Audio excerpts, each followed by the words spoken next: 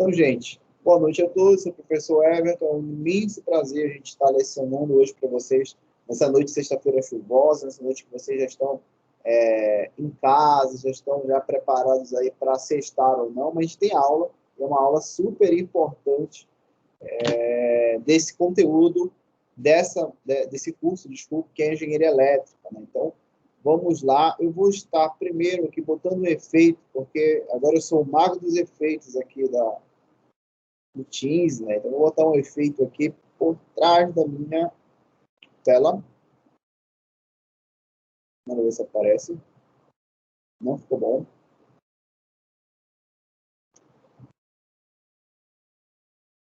Vou dar um efeito industrial, tá? Então é isso. Vamos compartilhar a tela. Deixa eu só pegar aqui o slide de hoje. Vou já compartilhar também esse slide para vocês, né? Estão preparados para estudar? Então, vamos. Então, gente, primeiramente, vamos apresentar o conteúdo dessa videoaula. Essa videoaula, ela irá abordar inversores de frequência e rede industrial. Por que ela é importante para a automação industrial e como vocês podem utilizar tanto os inversores como a rede para um projeto de automação, né, da sua indústria. Então, vamos lá falar um pouco sobre isso. Primeiramente, o que consiste no inversor de frequência? O inversor de frequência, para quem nunca viu um inversor na vida, ele vai ser atualmente o método mais eficiente para o controle de velocidade do motor através da variação da frequência da fonte alimentadora. Então, ele vai ser um equipamento versátil, dinâmico, que permite com que você tenha um motor de indução de corrente contínua em diferentes frequências, diferentes regimes de operação. Né?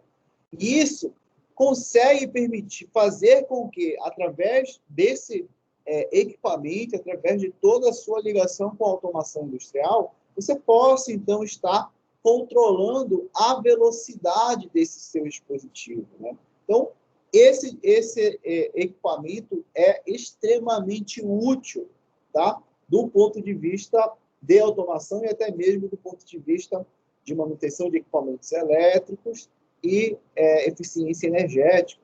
Então, vamos lá falar um pouco sobre ele. Eu separei um videozinho aqui, que é esse vídeo do mundo da elétrica. Desde já agradeço. Por favor, não tirem meu vídeo do canal. Eu vou usar tudo falando da onde é que vem.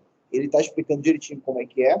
Mas, basicamente, o que eu quero fazer aqui? Ó? Então, imagine que eu tenho um motor indutivo de corrente contínua, como esse que está sendo mostrado. Vamos lá, se esse motor tiver 4 polos, a gente sabe que essa saída de rotação aqui, ela é de 1750 RPM. Então, a gente tem isso aí. Então, o que eu vou fazer?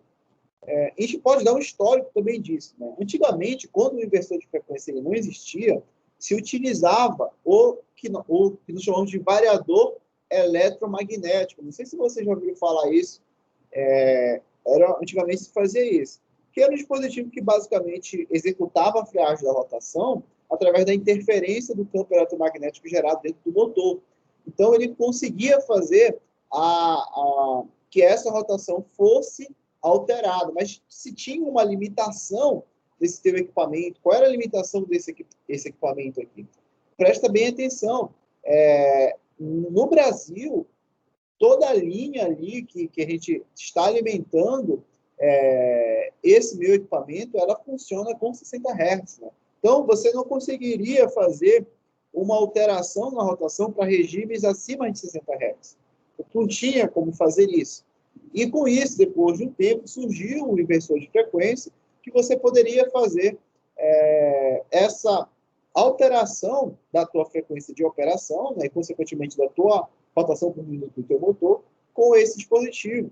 E hoje em dia você consegue, por exemplo, até regimes de 400 Hz, né, para a operação das máquinas. Você já tem noção do que é um motor funcionando 400 Hz?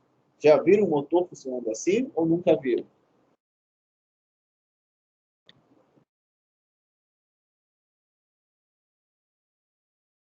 Não?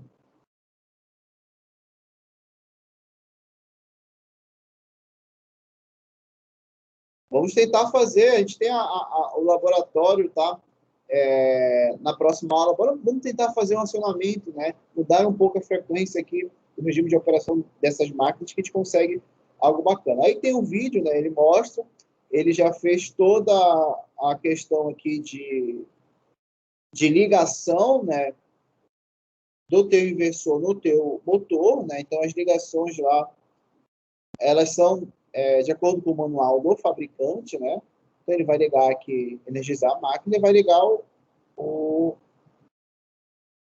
Então, o que ele está fazendo aqui, né? Ele está parametrizando o teu inversor de frequência para funcionar, né, a 60 Hz, que é o regime normal de linha, né? E vai fazer a partida com a mesma frequência nominal de rede.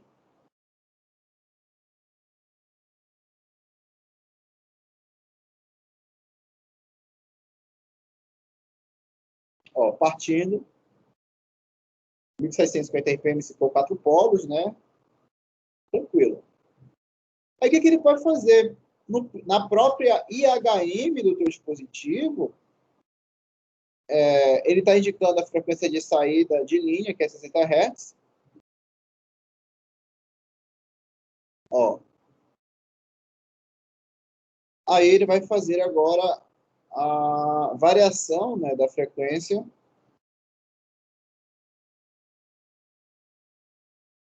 Vai diminuindo, né, a frequência.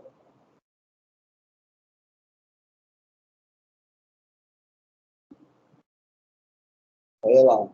Ele consegue fazer, né? Olha como está bem lento, né? Essa parte, essa regime de operação dele, né? De acordo com a frequência que ele parametrizou, que é a mínima para essa máquina de 1.5 Hz. Né? Para ver se ele pega uma maior, ó, aumentando, tá? Sem danificar a máquina. A própria partida que esse motor sai é uma partida. Olha que velocidade. Acho que não dá para ver o barulho, né? Mas a gente vai fazer esses experimentos com automação, né? A gente pode fazer a ligação em laboratório, tá? Como é que funciona, basicamente, o controle de chaveamento do inversor de frequência, né? Então, basicamente, lá na parte interna do meu inversor de frequência, eu tenho isso aqui, né? Eu tenho lá as 3 fases, né? RST, e ela vai estar aqui num circuito retificador, né? Vocês lembram o circuito retificador com os diodos? Lembra disso aí? O que o circuito retificador faz? Quero ver se vocês são mestres.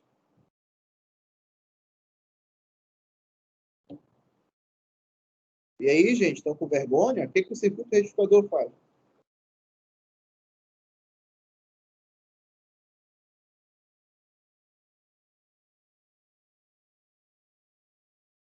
Vocês estão devagar, hein? Difícil para vocês.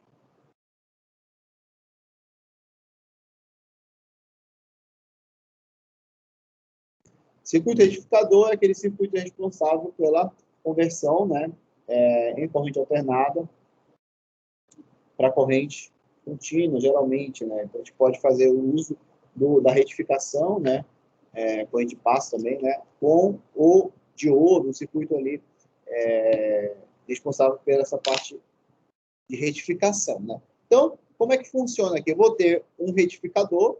Nesse retificador, eu vou ter 2 barramentos do meu inversor. Um barramento que eu vou chamar de positivo aqui em cima. Deixa eu pegar aqui uma caixa de texto, né, para a gente...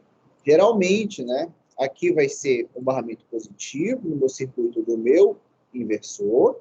E aqui embaixo, um barramento negativo. Então, o que acontece aqui, né? Qual é a mágica que ele vai fazer? Basicamente, ele vai pegar a corrente contínua, né, através do seu circuito retificador, e ele vai poder, através desses meus transistores, né, que eu tenho aqui, bem aqui eu vou ter um driver de controle, eu posso fazer o chaveamento, né, de cada uma dessas redes que estão sendo alimentadas e retificadas, o chaveamento em alta frequência. Então, a grande mágica de um inversor de frequência é você ter um circuito retificador e ter um circuito inversor, né? Através de transistores, principalmente. Quais são os transistores que são mais utilizados, né? Anotem aí, pelo amor de Deus, IGBT, que é o mais utilizado o GTO, né? Transistor GBT, GTO, tá? Para fazer essa parte da parte de inversão. E você consegue fazer nesse setor, dentro lá do meu inversor de frequência, o chaveamento em alta frequência e fazer as alterações de frequência para o teu motor trabalhar com regimes diferentes. Então, notem que toda a parte, como eu já havia comentado, toda a parte aqui de variação da frequência, ela se dá da variação da frequência da fonte de alimentação, né? Sendo ela uma fonte trifásica ou uma fonte bifásica. Então, qual é a primeira mágica que o inversor de frequência faz? Primeiro, ele vai fazer retificação, né? Vai chegar a corrente alternada para contínua, né? E depois vai fazer justamente o meu chaveamento em alta frequência, e você vai, através dos transistores de IGBT, principalmente, ou GTO, você pode estar fazendo essa alteração de frequência, modulando o teu sinal, pode ter um PWM aí, então vou ter um driver de controle, e assim eu consigo fazer com que o motor opere em regimes de frequência e de rotação nominal diferentes. Tudo bem? Entenderam? Ficou claro isso aqui ou não? Pergunta: todas as chaves são acionadas ao mesmo tempo?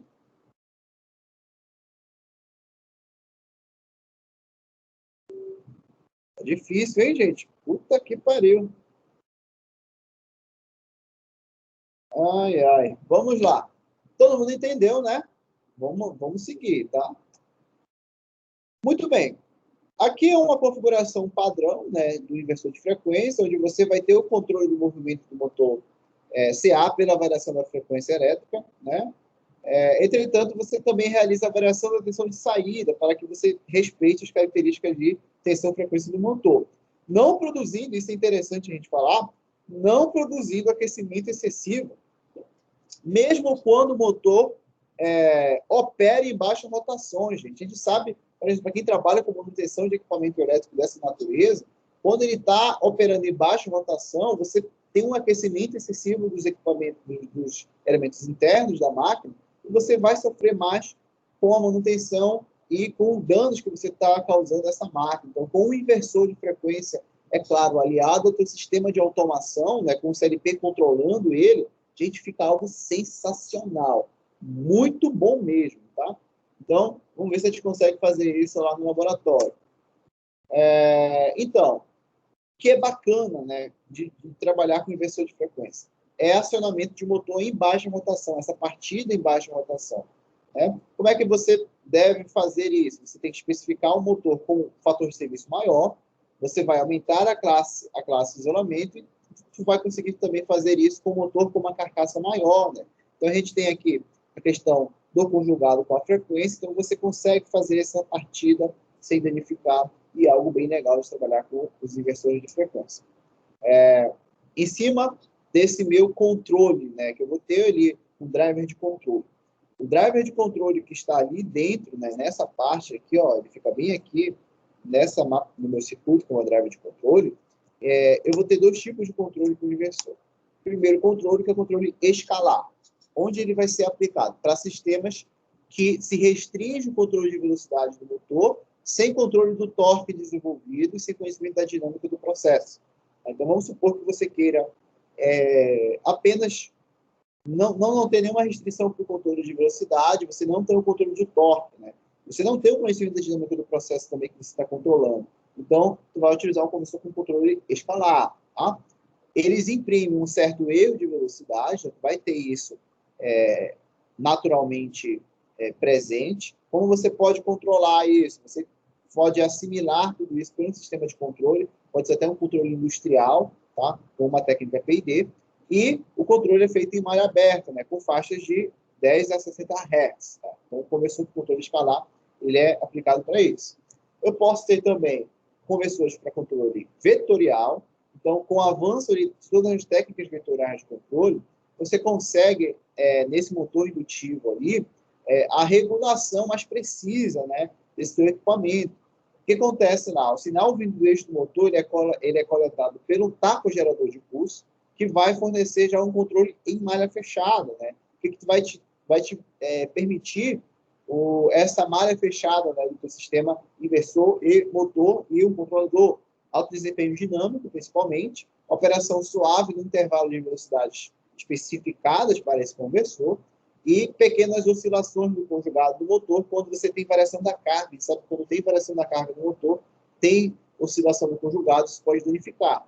Além de, claro, grande precisão de velocidade. Então, o conversor com controle vetorial, lá naquela tua setor de drive de controle, é algo aplicado nessas condições. Tá bom? Estão entendendo? Aqui tem uma variabilidade da frequência de acordo com a grandeza, se o controle é escalar ou vetorial, né? Então a gente sabe que quanto maior a frequência, maior essa tensão, né, do controle. E aqui vem alguns parâmetros que a gente vai ter, né, do teu inversor, né? Então, primeiro bloco da CPU, que é onde eu vou ter justamente meu microprocessador, microcontrolador, e todas as informações vão ser armazenadas aqui, né? E executa funções vitais, como a geração de pulso de disparo, por meio de lógica de controle, é claro, para os nossos IGBTs, né, nossos transistores. Então, tudo vem, né, através desse primeiro bloco da CPU. Nota que eu vou ter uma comunicação do tipo RS485, vai ser a tua interface serial. Eu vou ter o conversor analógico digital de 0 a 10 volts, né, e a entrada digital, né, para entrada e saída. Eu posso ter um bloco também que é a minha IHM, que é justamente isso aqui, ó. E é interessante, aqui, ó, essa aqui vai ser a minha IHM do meu inversor de frequência, né, onde vai estar os parâmetros, onde vai estar as funções. É importante que se saiba que esses meus inversores eles têm funções pré-determinadas. Eu vou falar um pouco sobre isso, eu vou passar um trabalho para vocês. Então, ele vai ter IHM. Notem que dentro eu tenho a conexão com meus IGBTs, que são meus transistores, isso pode ser GTO, tá? Comando analógico digital, contenção analógica, né, para principalmente controlar a velocidade de rotação do motor de corrente alternada no inversor, e tensão de 0 a 10 volts de corrente contínua, né? Então, a gente sabe disso aí. Inversão da rotação, basta inverter a polaridade do sinal analógico, né? E isso é muito utilizado principalmente para sistemas de ferramentas automáticas com controlador numérico computadorizado, o popular CNC. Além de, claro, a minha entrada analógica. Eu posso ter esses parâmetros no meu inversor de frequência.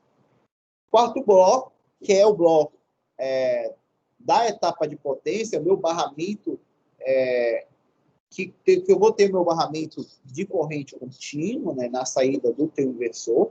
Então, isso é bem natural você saber, foi aquela questão do barramento, tem um barramento positivo, um barramento negativo. Basicamente, a parte de potência, ela vai ter um retificador, né, que vai ser alimentado através do próprio circuito DC, né, não tem mistério, e esse circuito DC está na saída do teu inversor, né, onde tem o teu módulo IGBT, né, que está sendo mostrado aqui. Então, isso aqui é um exemplo padrão do inversor, se eu não me engano, da VEG CFW08, e é algo que vocês vão encontrar dentro do inversor de frequência.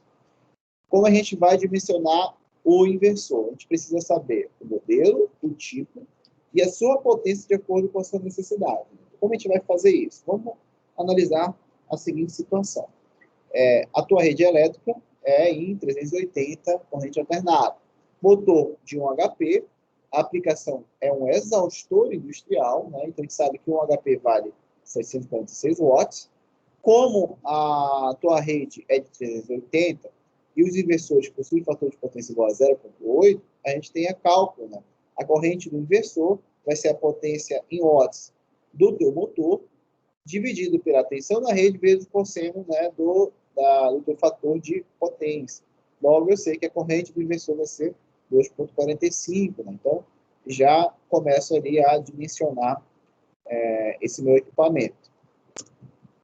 Tipo de inversor, a maioria dos inversores é do tipo escalar, né? E vocês vão utilizar o tipo vetorial em duas ocasiões. Quando vocês tiverem precisar de uma extrema precisão da rotação, elevador, ponte rolante, guindaste, tá? Você tem que ter isso. Ou torque elevado para rotação baixa ou zero, que são essas aplicações. Então, não se esqueça, o inversor de frequência do tipo vetorial vão ser aplicados para acionamento desses equipamentos. for cobrar isso na prova. Modelo e fabricante devem atender ali uma tensão mínima de entrada como 380 e deve ser geralmente do tipo escalar, tá? Basicamente é isso. A interface, como eu já havia comentado, uma interface com interface serial RS485 ou até mesmo RS232, né? A gente tem isso. E o CLP, se você for utilizar o CLP, você vai utilizar a rede Fieldbus. Geralmente é o Fieldbus.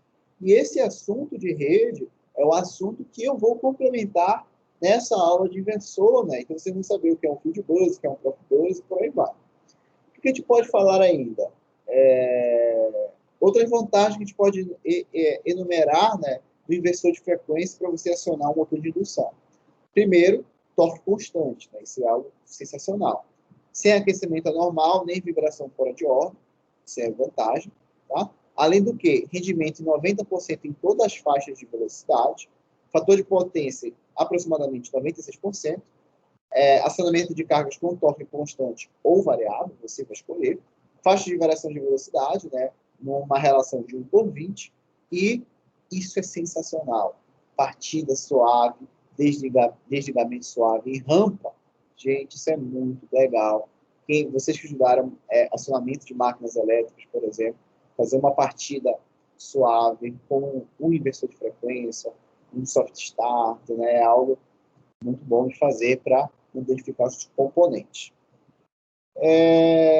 Aqui é em relação aos relacionamentos da função multispeed do CFW08 Plus da VEG. Então, como eu havia falado para vocês, o meu inversor de frequência, aqui ó, esse aqui é o CFW010. Então, ele passa, gente, por parametrizações, tá? Então, ele vai ter parametrizações. O Léo está mandando mensagem aqui. E você vai operando na própria IHM da tua máquina essas operações, tá? Então, isso é algo que você pode, cada CFW10, cada inversor de frequência, deixa eu ver se eu pego aqui, CFW10 manual completo, vai ter operações diferentes. Para ver aqui no próprio site da VEG, né, para mostrar para vocês. O manual. Vamos ver se é esse aqui. Manual 500. Ah, mas tem português do Brasil.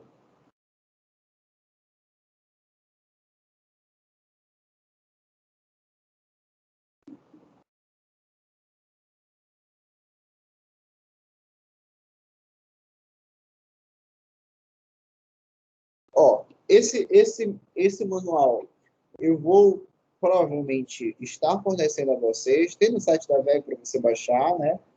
Deixa eu ver se eu acho aqui. Esse aqui está em inglês, né? Aqui está mostrando como deve ser feita a instalação, né? Eu acho que já está instalado lá na Almama, já está instalado aqui. Só que se não tiver, a gente faz essa instalação, tá bom? Verifica para mim rapidinho se o Laédio já conseguiu já entrar aqui, que tinha dado problema lá na internet dele. Vocês podem verificar para mim, por favor? Eu acho que alguns inversores de frequência ele já vem com... tá. Ele já vem com mais... tá aqui os parâmetros. Aí ele está fazendo a ligação, né? Aquele que eu já mostrei. Essa é uma bancada já pré-estabelecida. Aí, o que foi que ele mostrou aqui? Foi o programa, né? É o parâmetro 101, né? Bora ver aqui, ó, qual o parâmetro 101 que ele está mexendo. Bora ver se a gente consegue. Aí, o inversor ele vai ter, ó, vários parâmetros, tá vendo? Bora ver aquele que ele está mostrando que é o 101. 101, o parâmetro 101 é o parâmetro de desaceleração da tua máquina. E o parâmetro P100 é o parâmetro de aceleração, né? Então, o que tu faz aqui? Tu vai setar, de acordo ali com a tua frequência, né? Um crescimento linear, né? De 0 até o range da máquina. Eu acho que não sei se dá para ver aqui. Então, essa frequência, né, que vai modificando, vai dizer o teu tempo de aceleração e o teu tempo de desaceleração. E é isso que ele está fazendo aqui, ó. Ele está botando aqui, bora ver. Ó, ele botou 2 segundos. Ó, então, o que ele está fazendo aqui? Ó? Ele está utilizando o parâmetro P100, que é o parâmetro de aceleração, e está setando, ó, 2 segundos para ele ir de 0 até a velocidade máxima. Tá? Então, o que vai acontecer? Ele vai demorar 2 segundos para ele ir de 0 até a velocidade máxima. Aí ele vai aumentar para 5 segundos. Bora ver como é que o motor vai se comportar. Aí, parametrizou o P100. Entendeu? Tempo de aceleração, ele botou quanto? 5 segundos para ir de 0 até a velocidade máxima. E agora a desaceleração, quando ele desligar a máquina. Tá? Então, bora ver qual o tempo que ele vai colocar, que vai ser o parâmetro P101.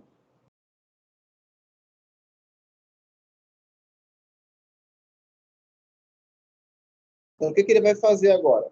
Ele está setando, ele está mexendo na tua máquina, ele está usando o parâmetro P101, nesse teu inversor, né?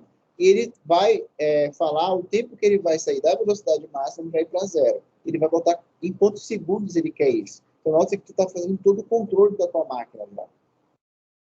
Vai lá, entra lá e continua 5 segundos, né? Ele pode alterar, né? Agora ver se ele vai deixar.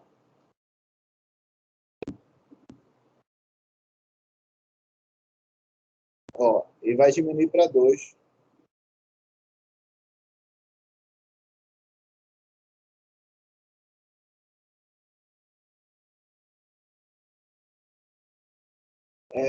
Esses valores, gente, eles podem estar relacionados ao teu projeto, tá?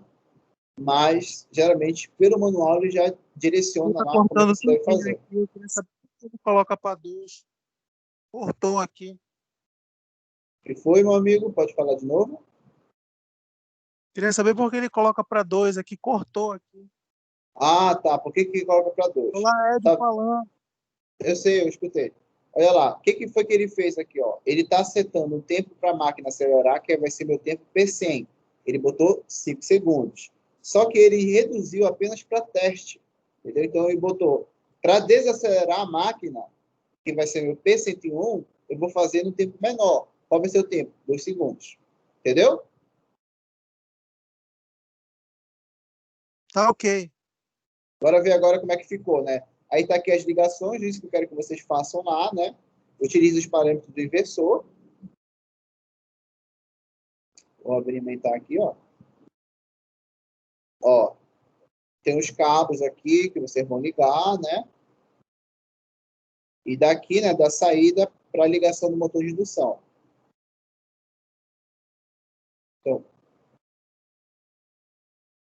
Então, quando ele clicar aqui, né, ele vai ligar o motor, só que tem que demorar 5 segundos para acelerar ao máximo, né? Ó, tá vendo? Vocês conseguiram perceber isso? De novo, presta atenção. Quando ele apertar no botão, ele vai demorar 5 segundos para chegar na rotação máxima, de acordo com a frequência que ele botou aqui no aparelho.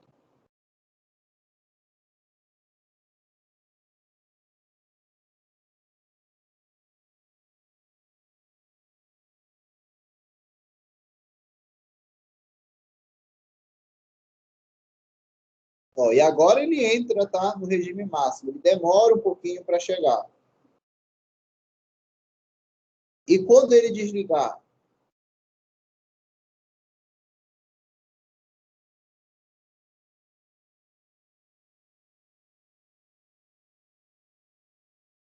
Aí está mostrando, né? O que, na verdade, aqui, ó, ele vai mostrar agora a gente como é que eu encontro a minha frequência de trabalho depois que eu já liguei o motor, né? Então, qual é... Isso já estou mostrando já a aula. Qual é o parâmetro que eu vejo de frequência? Ó, motor frequência na saída. Qual é o parâmetro? P005. Aí ele tem que ir lá, né? No caso, nesse meu inversor, ele trabalha até 300 Hz. Pode falar. Sempre ele vai demorar esses 5 segundos para atingir o pico de Isso. potência. Sempre, Isso. ou a gente faz a configuração? Não. Vocês podem configurar. Vocês podem botar 2 segundos, 3 segundos, entendeu? Ah, agora eu entendi. Agora não Entendeu? cortou. Obrigado. Beleza? Aí, ó, e se eu quiser saber qual a frequência que está saindo na saída do motor? Aí eu vou no parâmetro P005. Então, eu vou aqui, ele vai mostrar aqui, ele vai lá no parâmetro, vai sair do 101, né? Vai chegar no 05. Aperta o P e vai mostrar o valor, ó, 60 Hz. Se esse motor for de 4 polos, 1.750 RPM.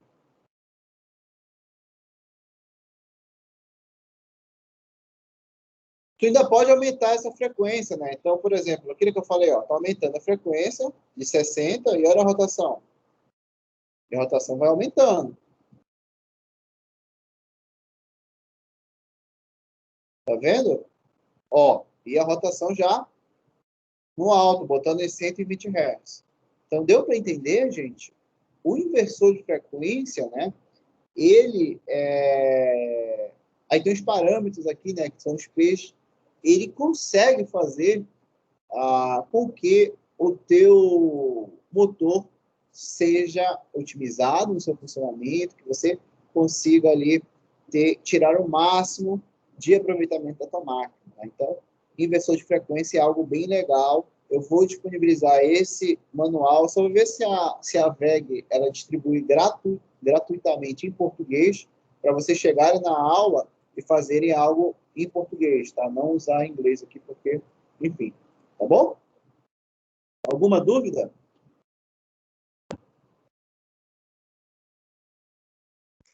Professor, Oi. teve um determinado momento que o senhor falou sobre partida suave com Sim. inversor de frequência e soft start. Sim. Qual a diferença entre os dois? Bom, presta atenção. O inversor de frequência, Georgiane, ele é um dispositivo que ele vai apenas alterar a frequência que a gente fala de entrada da tensão nominal da tua rede. Então, por exemplo, lá quando você utiliza o inversor de frequência, o que acontece? Ele vai ter o circuito retificador, né, para fazer as conversões, e essas conversões, elas são feitas com os diodos, né, com circuitos de diodo, por aí vai, e depois da saída, tu tem a parte de inversão com os teus circuitos de tiristores, né? O inversor de frequência, ele vai fazer a mágica lá, justamente, no teu driver de controle. Lá onde tem os tiristores IGBT e por aí vai. Um soft starter, ele já é um dispositivo que ele também trabalha com essa variação, né? Mas tu utiliza a tensão de partida no motor elétrico, não a tensão nominal da rede. Entendeu? Então, ficou muito ambíguo. Não, deu para entender, sim. Tá? Qual é a grande função do software starter, então? É só o que? Olha, vamos tentar deixar claro. Software starter, apenas partida suave, tá bom? Utilizando também tiristores ali para você estar fazendo a partida suave do motor sem danos. Já o inversor de frequência, ele consegue regular a frequência da tua própria fonte de alimentação. Então, tu não pode trabalhar apenas com 60 Hz, você vai trabalhar numa outra frequência. Aí tu trabalha com isso. Já o software start é apenas para a partida, para que essa partida não modifique os componentes internos do motor, entendeu? Ou seja, então o soft start ele não controla a velocidade, vamos dizer assim. A frequência geral, tá? Da tensão, tá bom? De alimentação. Tá bom. Pensa num potenciômetro. Sabe o potenciômetro? Sei. Então pensa num potenciômetro onde você tem a regulação da resistência a partir lá dele, né? Então, imagine o inversor de frequência como você controlando a frequência de operação do motor, entende? Já o software starter, não. ele ia fazendo apenas o chaveamento pelos tiristores para você partir suavemente a tua máquina. Tá certo, professor, entendi. Ficou claro? Tá. Ficou claro. Muito bem, então vamos lá, vamos continuar aqui. Aí aqui tem a função multispeed, né, que são as funções que eu tenho as minhas rampas de aceleração, né, em 2 velocidades, 4 velocidades, 8 velocidades. Os parâmetros vai do P124 até o P131, né, e esse é bem legal de fazer essas rampas de aceleração da tua máquina, além desses parâmetros que eu falei anteriormente, que eu mostrei agora. O que a gente pode falar também?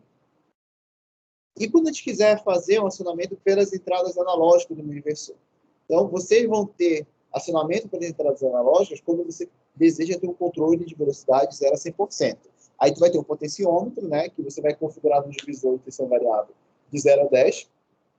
É importante vocês terem essa noção, porque às vezes a tensão de funcionamento da saída analógica do CLP não é 10 volts, então tem que tomar cuidado. Então vou explicar isso com mais calma na próxima aula. Ou pela fonte externa, né, de tensão ou corrente. É mais utilizado quando tiver um CLP externo, aí tu vai fazer um controle de velocidade a partir da tua programação lá em Ladder. Então, você tem que ter isso em mente, com as entradas e saídas analógicas. Aqui vem as conexões entradas e saídas do inversor, né? Aí você vai ter o espaço para você fazer o plug. Então, aqui, ó, não sei se dá para ver, a entrada 5 é o meu aterramento, que vai ser meu GND, né? A entrada 1 vai ser minha entrada digital 1. Então, isso aqui eu vou fornecer para vocês. Ó. O 7 vai em 10 volts, caso você faça uma entrada analógica no teu CLP. Então, essas são as saídas do teu inversor, né? As conexões de entrada e de saída. Tá? Consegue ver isso aí, né? Dá para enxergar, gente? Acho que dá, né? Qualquer coisa, vocês podem estar pegando aí. Vocês podem pegar o slide depois de dar um zoomzinho. Porque isso aqui, provavelmente, quando a gente chegar no módulo que vocês tenham que fazer a ligação do inversor com o CLP, na parte analógica dele, né? Aí tem que ligar os cabos corretamente, tá bom? Os fiozinhos lá. Já fizeram isso alguma vez na vida? Alguma aula? Não. Mas não é muito difícil, eu vou ensinar vocês, né? Pelo menos eu. E aqui está um exemplo aqui, básico, né? Em controle, né? Então, tu tem o teu CFW08, que é o teu inversor de frequência, aí tu tem toda a região os cabos que estão saindo para controle, aqui eu tenho um transdutor de pressão entrando no teu elemento, eu tenho um motor na saída, aqui é o teu processo, e aqui é o teu elemento de controle, né? Então, essa ligação aqui é uma ligação muito útil. Eu acredito que eu tenha uma apostila, deixa eu ver aqui, eu acho que está em engenharia de produção. Bora ver materiais aqui, rapidinho, tá bom, gente? Deixa eu ver, série Peixe. Aqui. Eu tenho um tutorial que eu fiz, que é esse tutorial aqui, desse série P. Na época eu estava nessa instituição, né? E é um tutorial muito legal que eu posso disponibilizar para vocês. E eu acredito que eu fiz alguma ligação aqui industrial com inversor. Deixa eu só ver se eu acho. Aqui, ó. Acionamento do motor. Não, essa aqui é com relé. Essa aqui é com relé. Acho que eu não tenho exemplo com ligação com inversor. Não tem. Tá. Mas eu mostro para vocês um exemplo básico disso aqui que está sendo mostrado, tá? Desse tipo de acionamento. Então, é só você fazer as ligações nos canais corretos de conexão, né? E assim a gente vai trabalhando, tá bom? Limite de comprimento do circuito do motor. Como eu falei para vocês, não tem esses cabinhos aqui de ligação, eles podem ser calculados, né? Então, por exemplo, a gente sabe que a gente tem anomalias eletromagnéticas que podem estar fazendo algum tipo de dano, né? Então, o comprimento do cabo que você vai ter que projetar, ele é projetado pela velocidade de propagação da onda, que é aproximadamente ali 150 metros por microsegundos, né? E o tempo de crescimento do pulso de tensão. esse teu tempo, né, vai determinar justamente o teu comprimento crítico, né? Então, essa forma é uma forma utilizada para isso. Quando você vai projetar alguma coisa, né, você tem que fazer esse cálculozinho. E um cálculo bem interessante, quando você tiver um motor de indução acionado por inversor de frequência, você tem que estimar o rendimento do motor trabalhando com esse inversor de frequência, né? Você tem que saber isso. E você sabe que tu pode, já que tu está adicionando um elemento eletrônico como inversor, tu pode ter distorção harmônica ali no teu equipamento. Aí o rendimento vai mudar com certeza, né? Então, como tu calcula o rendimento? No numerador, o fator de redução de torque pela distorção harmônica. Eu estou mostrando aqui, ó, esse fator de acordo com o nível de distorção, né? A distorção ela pode ser mensurada, em alguns casos, pelo um processamento de sinais. Rendimento do motor trabalhando com inversor de frequência, tem o fator de redução, e é basicamente o rendimento do motor alimentado com o motor senoidal, dividido por isso, mais esses valores. E assim eu tenho o rendimento do motor em conjunto com o inversor. Tá bom? Pergunto para vocês, rendimento vai ser otimizado ou reduzido quando eu utilizo o inversor? Pergunta de prova. A utilização do inversor de frequência traz uma série de benefícios. Dentre elas, o seu uso otimiza ou reduz o desempenho da máquina, o rendimento da máquina. Acho que otimiza, professor. Otimiza, né? A gente consegue perceber que, independente dos regimes de operação da máquina, é sempre basicamente em torno de 90%, tá? De rendimento. Tá? Caso vocês queiram calcular quanto é o rendimento padrão, aí utiliza essa fórmula aqui. Tá bom? E agora, vocês podem estar respirando um pouco. Acho que inversor de frequência, vocês entenderam, né? Faz a ligação com o motor elétrica, é repassado para vocês o diagrama que vocês vão seguir, fazem lá a ligação e depois utilizam os parâmetros da máquina para fazer acionamento, aceleração, desaceleração, a partida em rampa. Alguns inversores já vêm com um controlador já dentro dele, então a gente vai utilizar esse dispositivo para isso. Só que podemos seguir ou vocês querem dar um tempinho? Já que vocês entenderam isso aí. Vocês querem ter um intervalo ou a gente vai direto? Hoje eu tive uma aula, gente, de... Vai logo direto. Tá. Hoje eu tive uma aula de...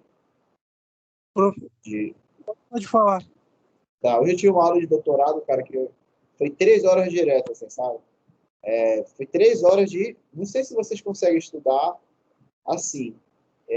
Eu já percebi que não, eu costumo parar. Mas como a gente tem um assunto que a gente consegue terminar antes, e até porque no próprio regime remoto, esse assunto, às vezes, o aluno não tira todas as dúvidas, não é como no presencial, a gente consegue terminar mais cedo. Então, vamos tentar seguir direto. Eu acho que vocês não estão cansados. Se vocês estiverem cansados, não conseguirem entender o que eu estou falando, vocês me avisem que a gente dá uma parada. Tá bom? Vamos tentar Professor, seguir. falando nisso aí que o senhor, aproveitando essa sua Deixa. matéria aí, o senhor acha assim que o aluno consegue ficar vidrado assim, né? O máximo de atenção por quanto tempo?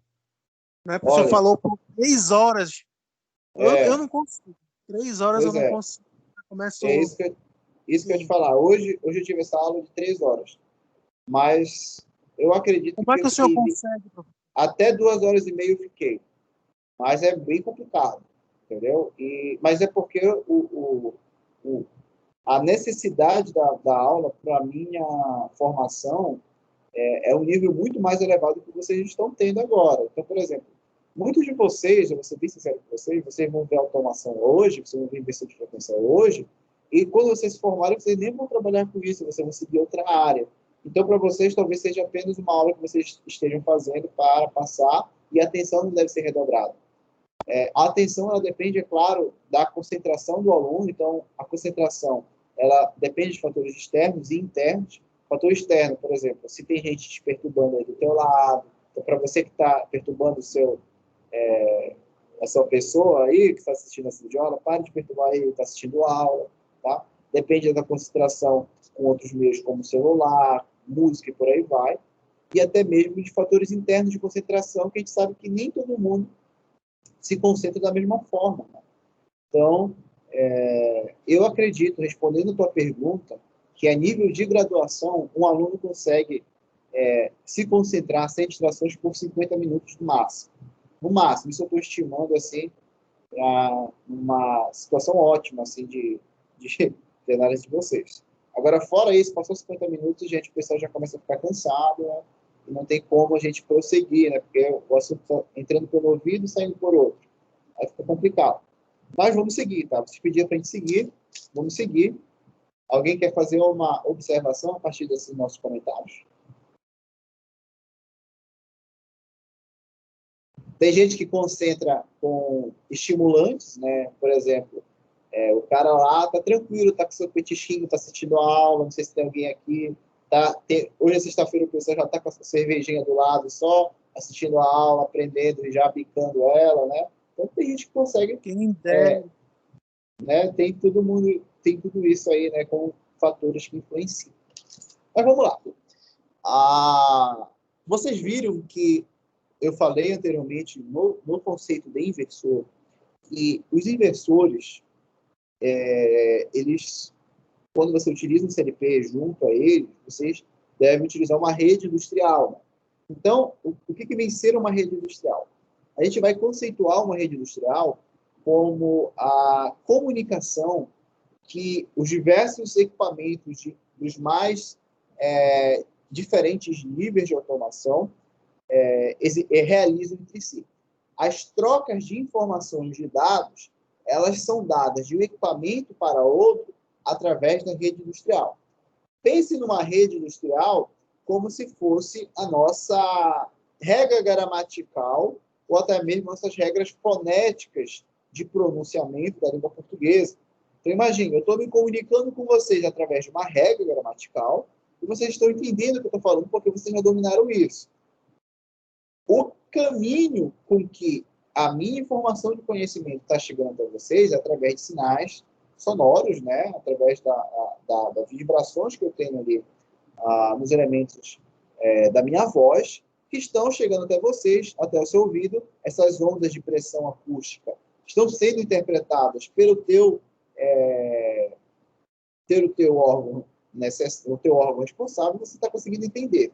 Então, a rede industrial, ela está para a automação como a comunicação desses dados. Qual é o meio com que eu estou fornecendo essas informações e como eles estão sendo interpretados pelo CLP. Toda a rede industrial, ela vai interconectar os diversos componentes que estão tanto a nível de campo, como a nível de controle e a nível de planta. Então, por exemplo, lá no teu chão de fábrica da tua empresa, você tem um nível de campo. Esse nível de campo é um nível onde você vai ter os teus sensores, os teus atuadores, os teus diversiores de frequência, que é um atuador, né, querendo ou não, teus elementos de acionamento, sinalizadores, por aí vai. Então, ali, esses equipamentos são nível de campo. Como é que eu ligo, tá, esses equipamentos até o meu nível de controle, né, que eu vou ter o meu CLP? Eu vou utilizar uma rede industrial. Cada equipamento de automação deve se conectar para a transmissão de dados com o outro através de uma rede industrial. Então, vocês vão ter diversas redes industriais aplicadas de acordo com o seu processo. Entenderam isso ou não ficou claro?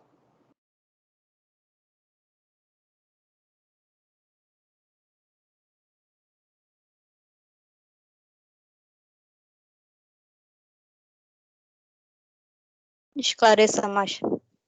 Tá, vamos lá. Vou esclarecer de uma forma que todos conhecem. Quando a gente utiliza a internet, a gente utiliza uma rede, que pode ser uma rede Ethernet, por cabo, ou uma rede Wi-Fi, tá bom? Então, o que está acontecendo? Eu vou ter um satélite que vai estar transmitindo em tempo real ao sistema de internet, e por cabo ou Wi-Fi, esses dados estão chegando para mim. Tudo bem? Então, uma rede industrial, ela vai ser uma rede que pode ser um meio físico, né? Na verdade, ela é um meio físico. Imagine que é um cabo que está conectado de um equipamento para o outro, onde eu estou transmitindo os dados. Só que a rede industrial, ela está regulamentando como deve ser feito a transmissão desses dados. Eu não estou apenas transmitindo, eu tenho um protocolo, que é uma regra para a transmissão desses dados. Ficou claro isso aí? Sim. Tá. Isso é rede. E eu vou ter diversas redes que trabalham com diferentes características, tá? Então, cada rede vai ser aplicada a um determinado tipo de operação. Vocês vão ver também que eu vou ter redes específicas para determinados equipamentos. Então, vamos supor que você comprou um equipamento da WEG. Aí você vai ver, olha, o equipamento da WEG, ela só trabalha com a rede Profibus DP. Aí tu compra, ou Fieldbus. Aí tu compra um inversor da WEG e tu sabe que eles vão conseguir se conectar porque eles falam a mesma língua. Eles são regidos pela mesma rede industrial. Entendeu? Só que vamos supor que você queira automatizar o teu processo industrial e nessa compra de equipamentos, tu comprou um motor da WEG, tu comprou um inversor da WEG, mas tu comprou um outro equipamento que seja de uma outra fabricante, da Allen Bradley, por exemplo, da Atos, por aí vai, ou da Siemens. E a Siemens, ela não trabalha com a mesma rede industrial, ela não consegue se comunicar com a rede industrial da WEG, por exemplo. Eu acredito que, se não me falha a memória, isso acontece. A Siemens trabalha com Profibus e a WEG geralmente com Fieldbus. Então, imagine que a Siemens ela trabalha numa linguagem, numa rede industrial, e a WEG trabalha com uma outra. Se tu for querer fazer automação com esses dois equipamentos de diferentes marcas, você não vai conseguir fazer. Então, você tem que fazer um projeto de automação que contemple não só equipamentos que se conectem entre si, mas que utilizem para a transmissão de dados a mesma rede industrial. Entenderam a importância da rede? Às vezes eu me empolgo falando, eu falo muito. Professor? Oi. Existe vantagem? Porque, pelo que eu entendi, são vários protocolos, né? De rede que tem. Sim. Sim. Qual Existe, é a vantagem? vamos supor a vantagem, geralmente isso aqui vai ser para um ambiente mais cheio de ruído eletromagnético, algo do tipo. Isso. Existe sim. Você vai ver que, claro, essa rede industrial depende também do meio físico com que ela está percorrendo, com que ela está parametrizando. Então, por exemplo, se tiver uma rede com um cabo blindado, né, aí essa interferência ela não é tão efetiva. Mas voltando ao teu assunto, quais seriam as vantagens de você utilizar, por exemplo, uma mesma rede para tudo? É que todos os equipamentos vão se conectar e você não vai ter problema de falha de comunicação. Aí o que vai acontecer é que lá no futuro eu vou mostrar para vocês, é que dependendo da complexidade do teu processo e alguns fatores adicionais, algumas redes são melhores que a outra. Algumas redes não são melhores, são mais adequadas que a outra. Entende? Então você tem que ter essa ciência. Eu vou mostrar um gráfico mais à frente que tu vai entender um pouco mais. Eu estou vendo meu chat aqui, acho que ninguém perguntou, né? O Jonathan está só pelo chat. E qual é o tipo de rede mais utilizada, professor? Nível industrial, assim? se tiver um controle assim, que seja um controle, por exemplo, vamos supor que tu está a nível industrial, tu gosta de cerveja, Georgiana? Oi? Tu gosta de cerveja, Georgiana? Não sou muito fã, mas pode citar o exemplo. Vamos supor que... Vou botar outro exemplo. O Laed, ele gosta de uma... Coloque vinho, professor, que aí assim é bom. Tá, mas a gente não tem tantos processos, porque o vinho, ele tem que ter um processo de fermentação, é diferente, né? Mas vamos falar o vinho. Então coloca o exemplo da cerveja. Não, ele vai servir para ti. Então, vamos supor que tu esteja na tua fábrica, é uma fabricante de vinho, né? E tu tem lá a empresa que fabrica, sei lá, um vinho barato que é bom, não tão bom.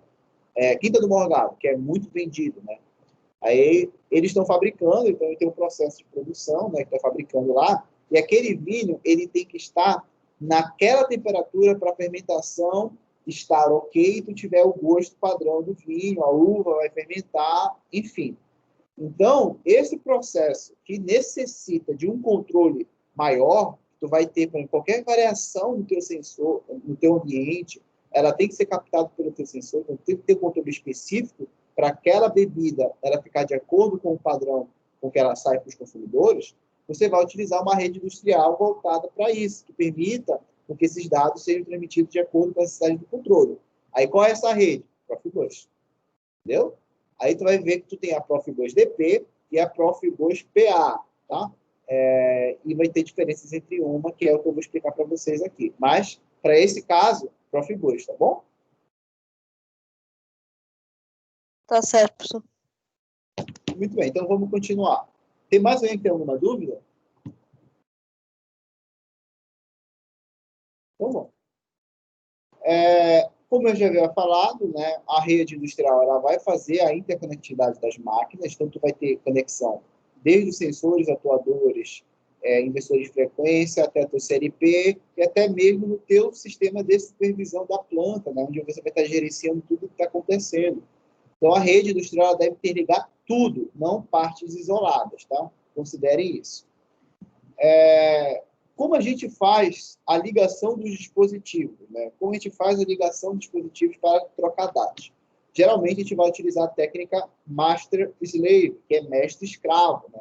Onde vocês vão designar um dispositivo para ser o teu mestre, que vai iniciar todas as transações de comunicação, e outros dispositivos que vão ser os slaves, né? Que vão receber o que está chegando da planta e enviar sempre para o mestre. Então, o mestre vai estar fazendo ali esse jogo de campo das informações que eu tenho a nível industrial. Então, é basicamente isso, o sistema padrão. O que a rede industrial deve ter? Né? Quais são as especificações da rede? Primeiro, taxa de transmissão, que vai se referir à velocidade média com que os teus dados são transmitidos num intervalo de tempo. Então, se tu tiver que ter um controle muito preciso, vai ter que ter uma rede de transmissão com uma taxa de transmissão alta, uma rede industrial, uma taxa de transmissão alta, para que esses dados cheguem na maior velocidade possível. É claro que se eu tiver uma rede com uma velocidade, uma taxa de transmissão muito alta, ela vai sair mais cara para ti, para a tua empresa, tá bom? Topologia física da rede, a disposição construtiva, essa é uma parte que o engenheiro eletricista ele já não cuida tanto, mas ele deve fazer um projeto de topologia caso ele seja requerido, tá bom? Meio físico de transmissão, se você vai estar transmitindo por cabo par trançado, coaxial, fibra ótica e por aí vai. E a tua largura de banda. Isso daí é a nossa. Isso é vocês.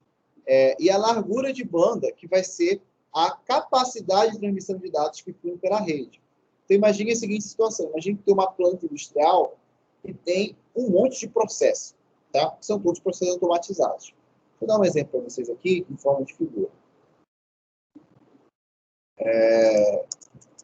Planta industrial. Planta industrial. Como é o nome? Supervisório. Para ver se eu consigo. Tem uma imagem, tem vídeo aqui também, né? Olha aqui, ó. Então, esse aqui, gente, é um sistema supervisório do tipo escada, tá? Que é um sistema que está monitorando, não sei se está todo mundo vendo aí, que é um sistema que está monitorando todo o teu processo industrial. Então, imagine que isso aqui é até o teu computador que está vendo lá o que está acontecendo, né? Então, tem todos os parâmetros lá de informações desse teu sistema supervisório. Só que imagine a seguinte situação. Imagine a tonelada de informações de dados que estão chegando aqui. Se tu tiver uma indústria muito grande, tá?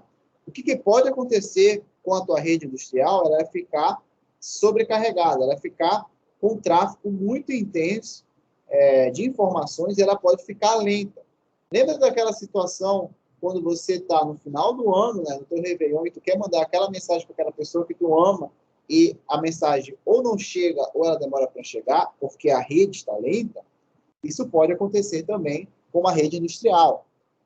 Se você não tiver uma largura de banda boa, o que vai acontecer? Que seus dados vão ficar sobrecarregados e você vai ter uma lentidão na tua rede industrial, uma lentidão nas tuas informações. E isso pode comprometer todo o processo produtivo. Tá bom? Então, largura de banda é isso. Ficou alguma dúvida sobre essas questões?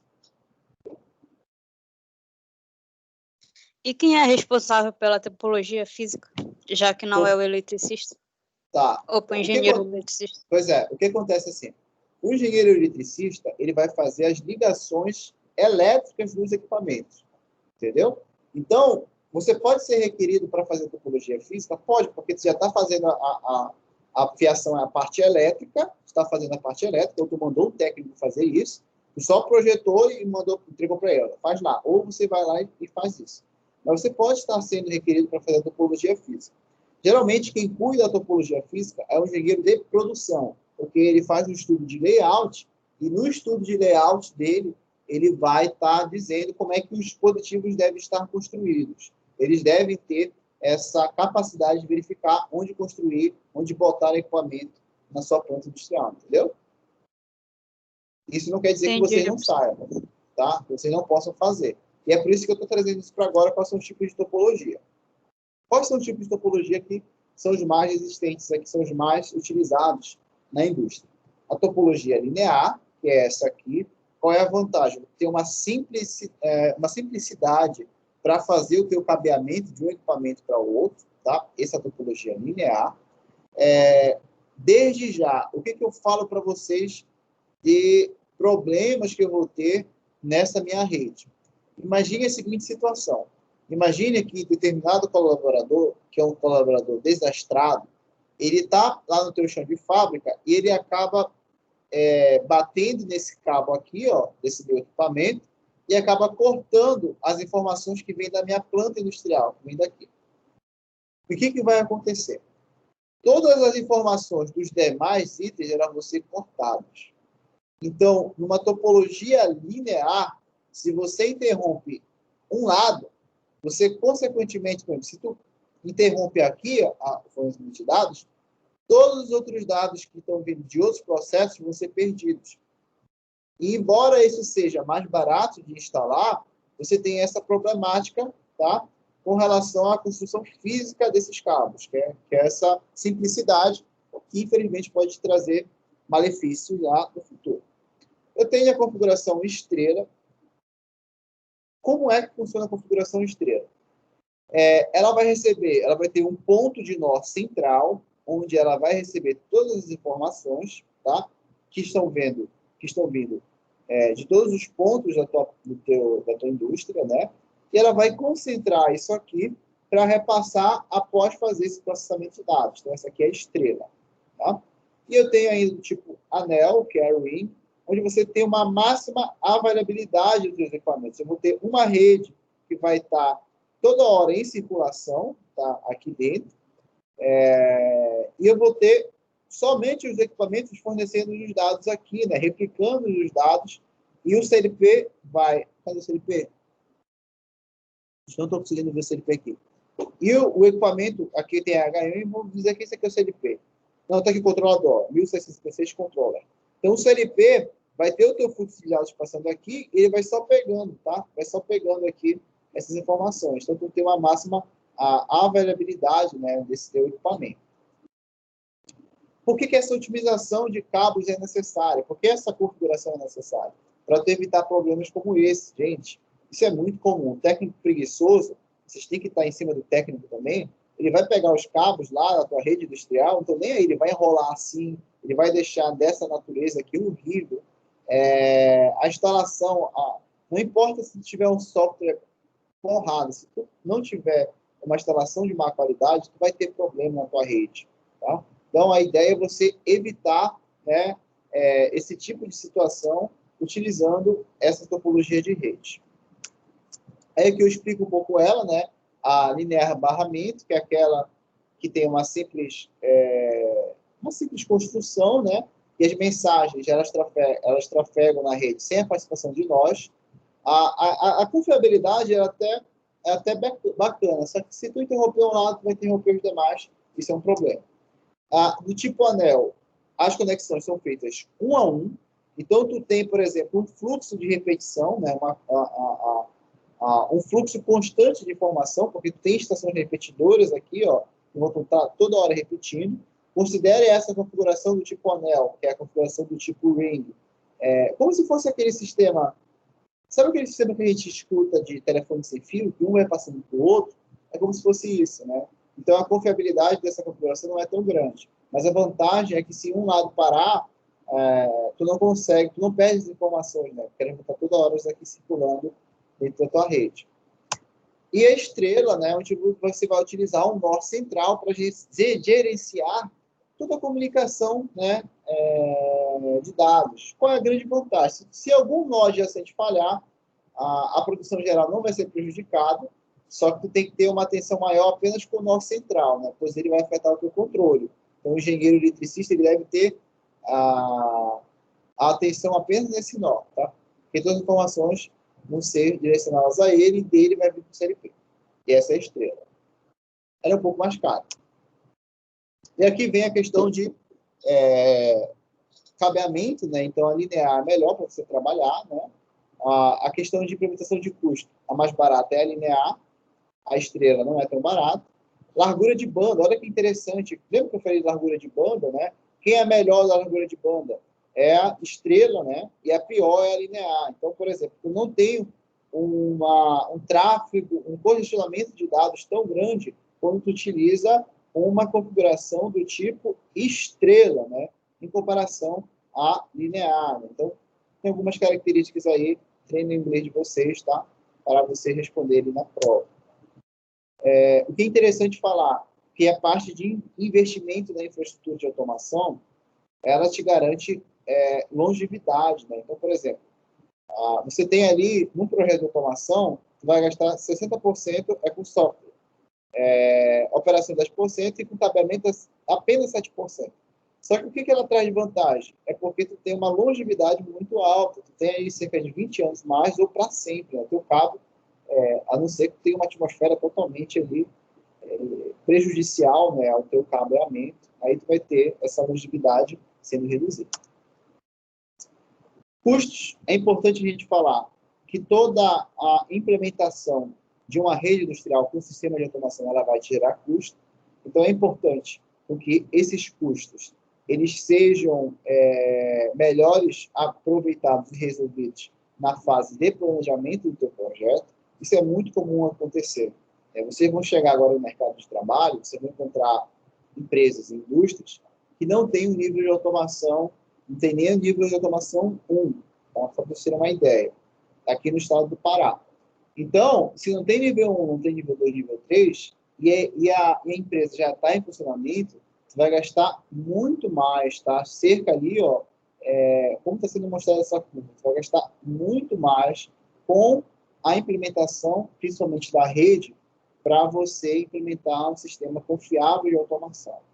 Então, tenha isso em mente. Os custos, eles saem muito mais baratos quando você está ainda no planejamento e até mesmo no design, tá? Da tua planta, da tua fábrica. Tudo bem? Está dando para acompanhar, gente? Todo mundo está entendendo? A gente vai entrar nas redes propriamente ditas agora. Aqui é um layout padrão, isso aqui é mais para título de informação, isso aqui foi um layout que a gente pegou de um projeto, e tem a rede toda, como é que ficou o cabeamento, então fica assim, né? E a ideia é de sempre fazer a otimização, né, da distribuição dos cabos de rede, né? Que tem ali uma tradicional distribuição e uma zona já arquitetada para a rede industrial, que é aquilo que geralmente quem tem um olhar um pouco mais para essa área é o engenheiro de produção, porque ele trabalha com layout. Tá? Mas ela é essencial para o bom funcionamento e para a redução de custo. E agora a gente vem falar sobre um pouco dos históricos, tá bom, gente? Não se preocupe que eu não vou demorar tanto. Já estou chegando no final dessa minha aula. Foi uma aula que a gente passou muito conteúdo, muita coisa nova. Espero que vocês estejam aproveitando. Quando surgiu? Tá? A gente sabe que a terceira revolução industrial ela surgiu em qual década? 50, 60, né? Só que apenas ali na década de 80 foi que as redes industriais, através de um protocolo de rede pneumática, depois com a invenção do Hart, elas chegaram para fazer essa consolidação de comunicação entre os demais equipamentos da tua indústria. Inicialmente, o Hart ele trabalhava com corrente de 4 a 20 miliamperes, né? E tinha apenas 2 ou 4 fios com uma velocidade ali de 1,2 kilobits. Né? Então, tinha aí, geralmente, isso. Aí, no final de 80, né, na década de 80, 1988, 89, teve a invenção do field bus. Lembra que eu falei que o inversor de frequência trabalhava com field bus? Então, o que a gente poderia falar para vocês? A medição com a rede industrial, com o protocolo HART, era a medição analógica, mas a partir do field bus já tinha algo digital. Né? Também tinha de 2 a 4 fios, né? Só que olha a diferença da velocidade para instrumento de campo. Já saltou de 1,2 para 31,25. Isso foi um ganho muito grande, tá? Nessa parte de automação. A partir de 90, já teve as disputas para a tecnologia Field Bus, que é uma rede, e surgiu ali, né, justamente a formação do grupo Profibus, né? E a partir de 96, a gente tem um consagrado Profibus PA, né? E agora, no início dos anos 2000, a Field Bus Foundation, com mais aplicações, com mais parâmetros dessa rede ali, que diferenciam ela para a original Field Bus. Respondendo a tua pergunta agora, Georgiane, aquela que fez naquela pergunta, naquele processo anterior. De acordo, tá, com o meu processo digital de comunicação, o meu tipo de equipamento, tipo de controle, onde eu vou utilizar cada rede. Protocolo digital Field Bus. Aí eu vou ter, a partir dos anos 2000, né? Foundation Field Bus, um pouquinho antes a Profibus PA, era indicada para equipamentos mais complexos, tá? Que tem uma complexidade maior e que tu tem que ter um controle muito grande. Então, tu vai usar o protocolo Field Bus. Aí tem a Profibus PA, né? E a Foundation Field Bus, que é uma atualização do Field Bus. Para equipamentos de simples a complexos, Device Bus, o controle não precisa ser tão grande. Aí tu tem o CAN, Profibus DP e Interbus, além da Device Net. E, se for equipamento simples, e o controle lógico, dependendo do teu processo industrial, Sensor Bus. Tá? Então, fiquem com isso gravado na cabeça de vocês. Aí tem os protocolos diversos. Né? Eu tenho o HART, que ele é enquadrado hoje em dia na Field Bus. Eu tenho a minha própria Field Bus Foundation, eu tenho a Profibus DP, e aqui na Device Bus, Device Net, a própria Profibus mais a PA, né, que é a ADP, e assim sucessivamente. São os protocolos diversos que nós temos de rede industrial. São vários protocolos, tá? Cada protocolo, dependendo da sua localização, vão ser indicados para determinado tipo de aplicação do controle e do teu tipo de equipamento. E o que é interessante falar é que as próprias fabricantes, elas preferem alguns protocolos desses já, que já criaram um vínculo. Tá bom? Vamos falar um pouco, para a gente terminar, das redes da DeviceNet, né, que é uma rede que ela é enquadrada na minha Device Bus, tá? Onde eu tenho para aplicações de equipamentos simples a complexos. DeviceNet surgiu quando? Ela foi desenvolvida originalmente pela Bosch com a Allen Bradley, em parceria, né, na década de 80. O que é interessante falar que esse protocolo é um protocolo aberto de comunicação. Esse protocolo aberto, ele permite com que você possa fazer alterações, e isso é bem legal, tá?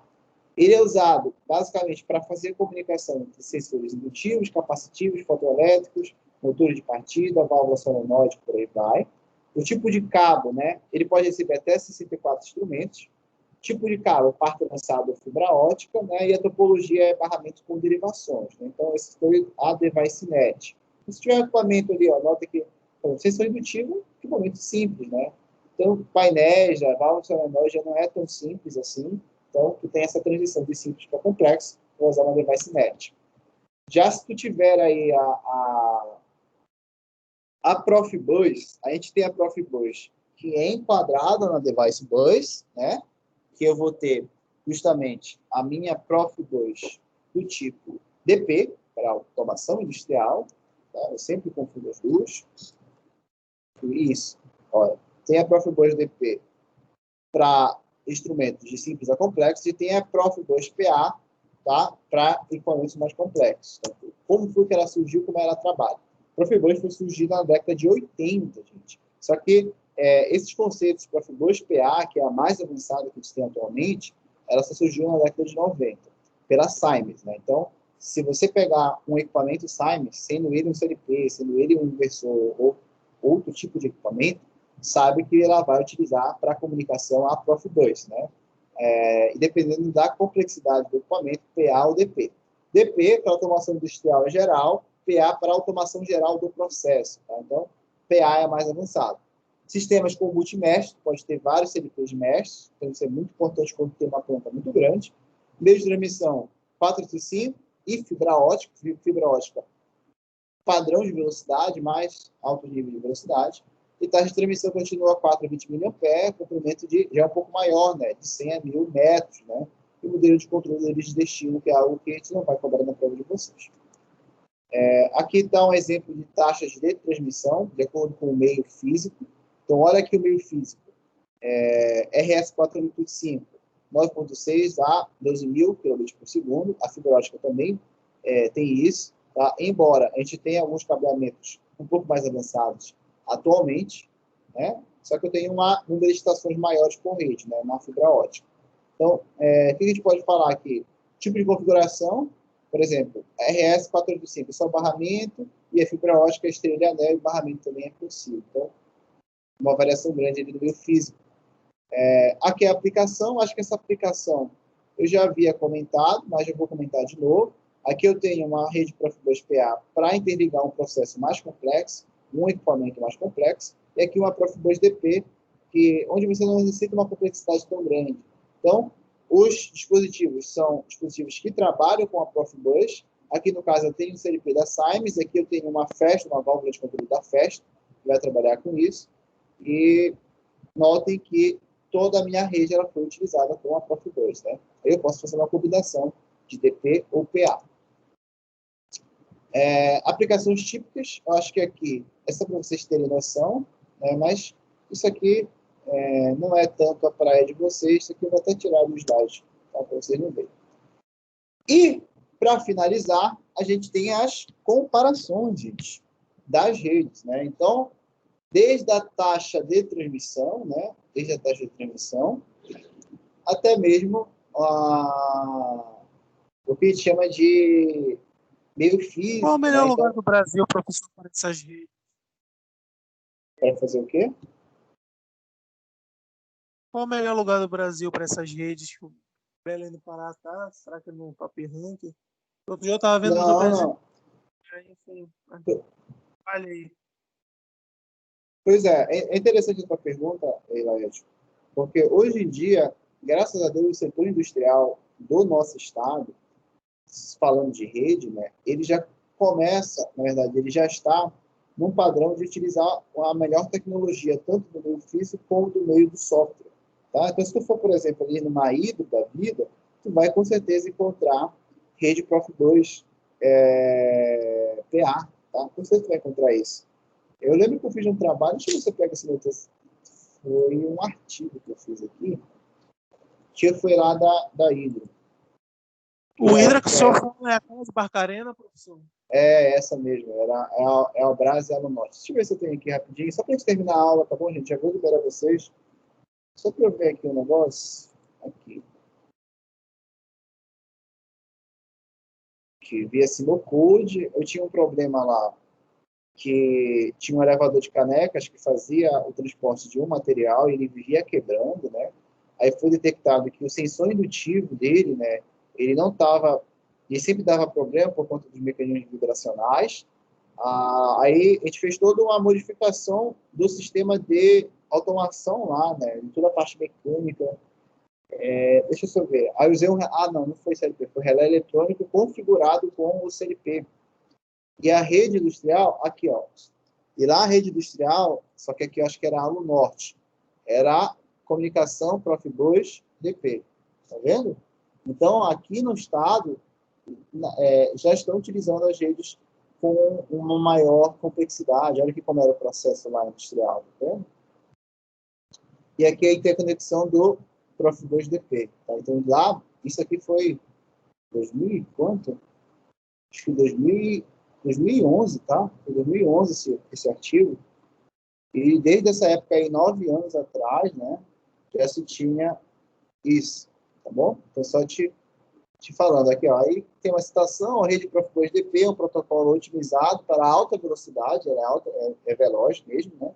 Baixo custo, e para comunicação, sistema de controle de automação e dispositivo, né? Então, você tem aí essa rede já em 2011, nessa minha fábrica, aqui do estado do Pará, que você já utilizava esse equipamento, tá bom? Essa rede industrial.